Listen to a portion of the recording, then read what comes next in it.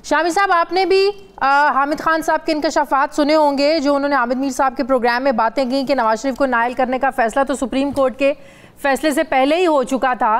तो आप समझते हैं कि ये कुदरती तौर पर ये सारी चीज़ें एक ऐसे वक्त में सामने आ रही हैं जब तहरीक इंसाफ का सूरज डूब रहा है, एक नई इस्तेहकाम पाकिस्तान पार्टी वजूद में आ गई है, नवाज शरीफ वापस आना चाहते हैं। इन सारे इंकशाफात का, इन बातों का आप समझते हैं नवाज शरीफ साहब को जो उनके ऊपर केसेस चल रहे हैं उनको फ़ायदा होगा? वालेकुम अस्सलाम और शुक्रिया। देखें, हामिद खान साहब जो हैं वो एक इंतहाई बावकार कानूनदान है और कोई शख्स उनके किरदार पर उंगली नहीं उठा सकता। वो किसी के इशारे पर कोई हरकत नहीं करते, अपने ज़मीर के मुताबिक बात करते हैं और उसी के मुताबिक अपना रास्ता बनाते हैं। तो जो बात उन्होंने कही है वो बड़ी तवज्जो तलब है और ये कोई राज भी नहीं रहा। अब तो ये चीजें वाज़ेह हो गई हैं, किरदार खुद बोल उठे हैं।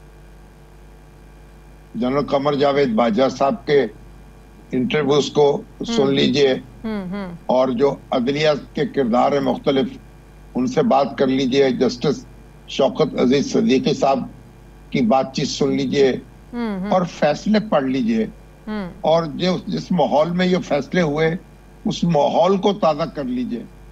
तो यही नजर आता है कि नवाज शरीफ साहब को टारगेट कर लिया गया था और उनके खिलाफ कार्रवाई मतलूब थी, तो बस वो कार्रवाई कर दी गई। अब आप इसकी वजूहात तलाश करें, तो वजूहात तलाश कर ली गई।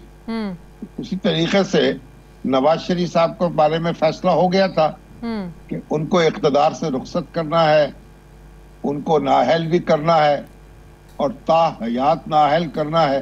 तो आप देखें कि बड़ी नैरो इंटरप्रिटेशंस हुई हैं दस्तूर की और कानून की और ताहयात उनको नाअहल करार दिया। तो शामी साहब, नवाज शरीफ की नाअहली का सारा मलबा क्या फिर सिर्फ जजों पर डालना ठीक है या उस वक्त की जो इस्टेब्लिशमेंट थी वो उसको भी मौरूद इल्जाम ठहराना चाहिए? देखिए, जज भी जिम्मेदार हैं, उस वक्त की इस्टेब्लिशमेंट भी जिम्मेदार है और उस वक्त जो उनके मुखालिफ है सियासी रहनुमा वो भी जिम्मेदार हैं, जिन्होंने एक ऐसा माहौल पैदा किया जिसमें कि ये सब कुछ मुमकिन हुआ। तो एक कैंपेन भी तो चलाई गई ना।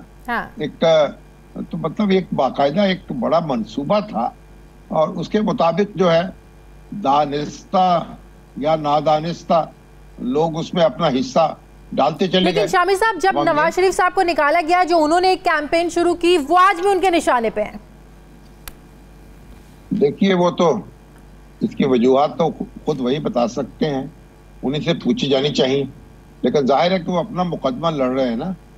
अपना मुकदमा जब लड़ना है और अपनी सफाई पेश करनी है और अपने आप को बरी ज़िम्मा करना है तो फिर उन्हीं लोगों से उलझेंगे, उन्हीं का नाम लेंगे जिनकी वजह से उनको मुश्किलात से गुजरना पड़ा, सोबतें उठानी पड़ी।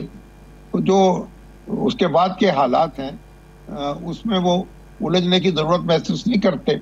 उसमें तो दूसरे टारगेट हो रहे हैं और उसमें तो इस वक्त अब वो भुगत रहे हैं जो कुछ हो रहा है। वही मैं पूछने वाली थी, तारीख दोहराई जा रही है। क्या आज भी हम ये कहें कि आज तहरीक इंसाफ के चेयरमैन को भी हटाने की आज वही उसी तरह एक साजिश हो रही है जो नवाज शरीफ के खिलाफ उस वक्त की थी, उस वक्त की एस्टेब्लिशमेंट कह दें, उस वक्त के जजेस कह दें, वही चीज आज वही तारीख दोहराई जा रही है तहरीक इंसाफ के चेयरमैन के साथ?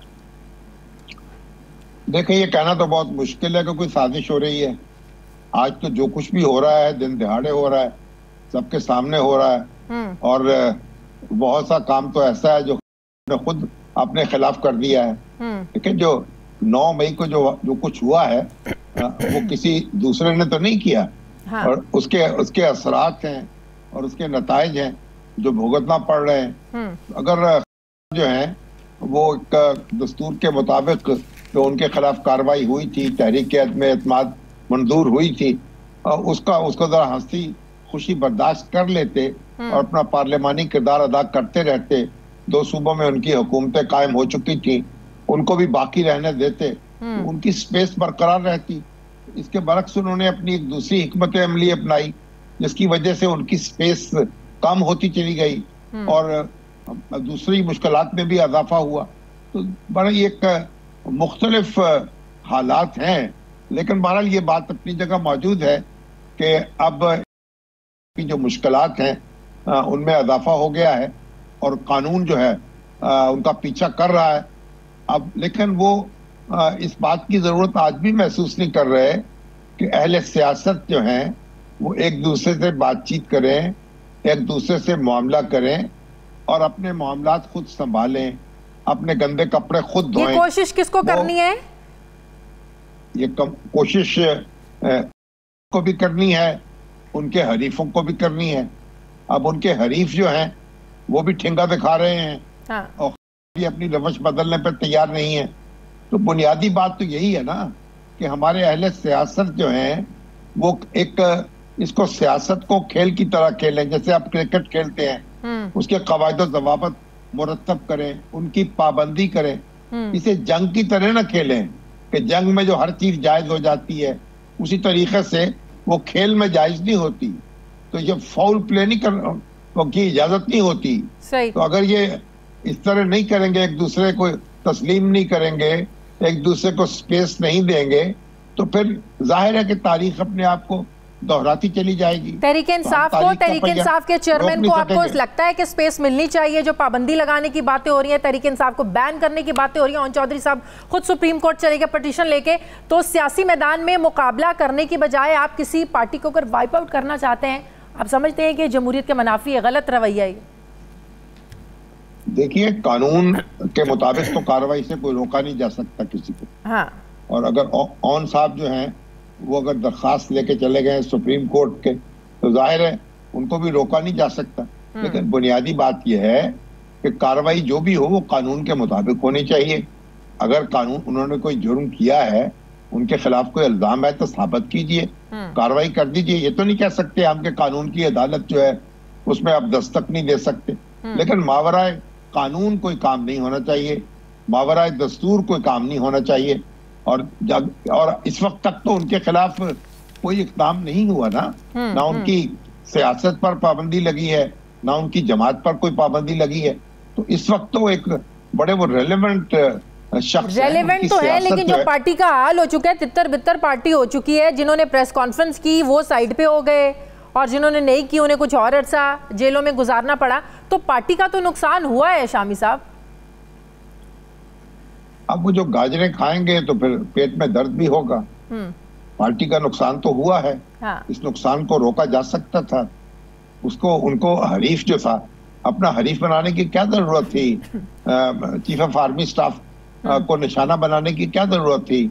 और फिर फौजी तंसीबात पर हमले करने की क्या जरूरत थी? और अगर हो गए थे तो उनके जिम्मेदारों को प्रोटेक्ट करने की या क्या जरूरत थी? अपना फासला पैदा करते, अपनी पुरअमन जिद्दोजहद जो है वो जारी रखते, आज ये दिन देखना ना पड़ता। सही। इस्तेहकाम पाकिस्तान पार्टी आपको लगता है कि ये टफ टाइम दे सकती है? अभी आप देखें इलेक्शंस हो भी सकते हैं इस साल, चले ज़्यादा से ज़्यादा 6 महीने और लेट हो जाएंगे, लेकिन क्या इस्तेहकाम पाकिस्तान पार्टी टफ टाइम दे सकती है तहरीक इंसाफ को या नून लीग को? देखिए, इस्तेहकाम पाकिस्तान पार्टी जो है वो एक मुअस्सर शख्सियात का मजमुआ है और उसमें उनके पास वसाइल भी हैं, तजर्बा भी है। अब वोट कितने होंगे ये तो आने वाला वक्त बताएगा कि वो किस कदर डंड डालते हैं पीटीआई पर। लेकिन अगर पीटीआई एक जमात के तौर पर मैदान में मौजूद होगी तो फिर उसकी तवानाई तो बहरहाल यकसर खत्म तो नहीं की जा सकती। तो मुस्लिम लीग नून में और उसी के दरमियान मुकाबला होगा कम से कम पंजाब में। लेकिन हमने देखा है कि हमारे इलेक्टेबल्स की सियासत को ज्यादा सराहा जाता है, लेकिन दूसरी तरफ इस हकीकत से भी इनकार नहीं कर सकते कि पीटीआई का जो वोट था वो पार्टी चेयरमैन के नाम का था। आज भी नून लीग का जो वोट है वो नवाज शरीफ के नाम पर वोट डलता है। तो वो जो इलेक्टेबल्स गए हैं इस्तेहकाम पाकिस्तान पार्टी में, क्या आप समझते हैं कि वो अपना वोट बरकरार रख पाएंगे? क्या जाएंगे हल्कों में, क्या कहेंगे जाके कि इतना अरसा एक आप पार्टी के साथ रहे और अब आप किसी और पार्टी के नाम पर वोट मांगने आ गए? तो ऐसे में इलेक्टेबल्स की क्या इंपॉर्टेंस रह जाती है शामी साहब? देखिए, 100% वोट जो है वो पार्टी के नाम पर या उसके चेयरमैन के नाम पर नहीं पड़ता।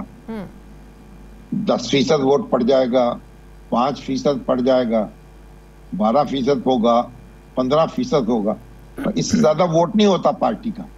और वही एक दूसरे अवामल के साथ मिलकर एक फैसला कुन किरदार अदा करता है। तो ये कोई पार्टी ऐसी नहीं है मुल्क में जो कहे कि जो उसके वोटर हैं वो 100% पार्टी के हैं। शख्सियात के वोट भी होते हैं जो पार्टी के वोटों के साथ मिलकर नतीजा मुरत्तब करते हैं। तो अब देखना यह है कि जो पार्टी है, जो उसके मौसर लोग हैं, जब उनसे अलग हुए हैं और उनकी पार्टी जो है उस पर क्या असरात उनके मुरत्तब होते हैं, कितने फीसद वोट वो अपने साथ ले जाने में कामयाब होते हैं और कितने फीसद वोट जो है अपने पास रखने में कामयाब होते हैं। क्योंकि ये जो वोट देना है और वोटर्स को जो स्टेशन तक लेके आना है, पोलिंग स्टेशन तक, ये भी तो एक दिक्कत तलब काम है ना। तो इसलिए ये कहना कि 100% वोटर वहीं के वहीं रहेंगे, तो इस दिक्कत तलब काम के लिए नवाज शरीफ की वापसी कितनी जरूरी है? देखिए, नवाज शरीफ साहब आएंगे, उनका एक वोट बैंक मौजूद है और उनके जो कुछ उनके साथ हुआ है तो उसके बाद जाहिर है कि उनके एक विक्टिम कार्ड भी उनके पास होगा और एक हमदर्दी का वोट भी उनको मिलेगा। तो वो मेरा ख्याल है कि इस वक्त तो हालात जो हैं उनके लिए साजगार नजर आते हैं और वो एक मुकाबला कर सकेंगे। असल मैदान तो पंजाब में लगना है, तो पंजाब की हद तक की हम बात कर सकते हैं कि यहाँ मुकाबला जो है वो मुस्लिम लीग नून और पीटीआई जैसी भी शक्ल में मौजूद होगी उसके दरमियान होगा। दूसरी जमातों की हैसियत सानवी होगी, वो या इस पल्ले में अपना वजन डालेंगी या दूसरे पल्ले में अपना वजन डालेंगी, लेकिन उनका फैसला कुन किरदार जो है वो नहीं होगा। हाँ, वो नशिस्तों